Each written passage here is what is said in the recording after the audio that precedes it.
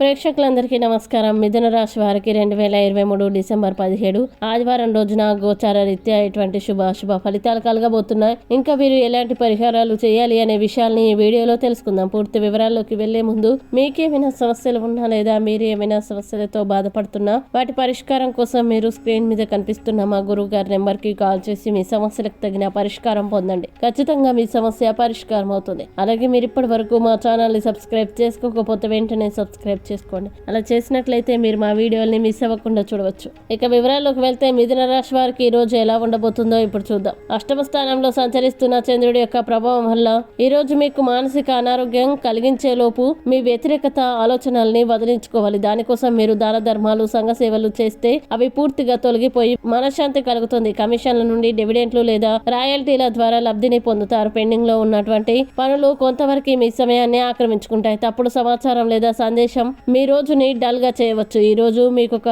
Start లాగా ప్రవర్తించండి, కానీ మెప్పు పొందుదల పనులనే చేయండి. ఈ రోజు మీ జీవిత భాగస్వామి చర్యల వల్ల మీరు బాగా ఇబ్బందికి గురవుతారు, కానీ అది మీ మంచికే జరిగిందని ఆ తర్వాత మీరే గ్రహిస్తారు. మీ యొక్క జీవిత సమస్యలు తొలగించుకోవడానికి మీరు ఈ రోజు ఒక సైకాలజిస్టులని కలుస్తారు. ఇక మిథున రాశి వారు ఈ రోజు వచ్చేటువంటి ఇబ్బందులన్నింటినీ అధిగమించడానికి మరియు అనుకూల పరిస్థితులు ఏర్పడడానికి ఆదిత్య హృదయాన్ని పారాయణం చేసుకున్నా లేక దగ్గరలోని గణపతి దేవాలయాన్ని దర్శించుకోవడం వల్ల విశేషమైన శుభ ఫలితాలు కలుగుతాయి. ఈ వీడియో మీకు నచ్చినట్లయితే లైక్ చేయండి. అలాగే వీడియోని తొందరగా మీ బంధుమిత్రులకి ఫేస్బుక్, వాట్సాప్, ట్విట్టర్ అకౌంట్ల ద్వారా షేర్ చేయండి. అలాగే మీ అభిప్రాయాల్ని వీడియో కింద కామెంట్ రూపంలో తెలియజేయడం మాత్రం మర్చిపోకండి. ఇంకా మీరు ఏదైనా సమస్యలతో సతమతమవుతూ ఎలా పరిష్కరించుకోవాలో తెలియక ఇబ్బంది పడుతున్నా ఒకసారి గురువు గారి నెంబర్ కి కాల్ చేసి మీ సమస్యలకు తగిన పరిష్కారం పొందండి. ఖచ్చితంగా మీ సమస్య పరిష్కారం అవుతుంది. ఇంకా మీరు అనుకున్నటువంటి అన్ని పనుల్లో అంత మంచి జరగాలని కోరుకుంటూ సర్వే జన సుఖినో భవంతు.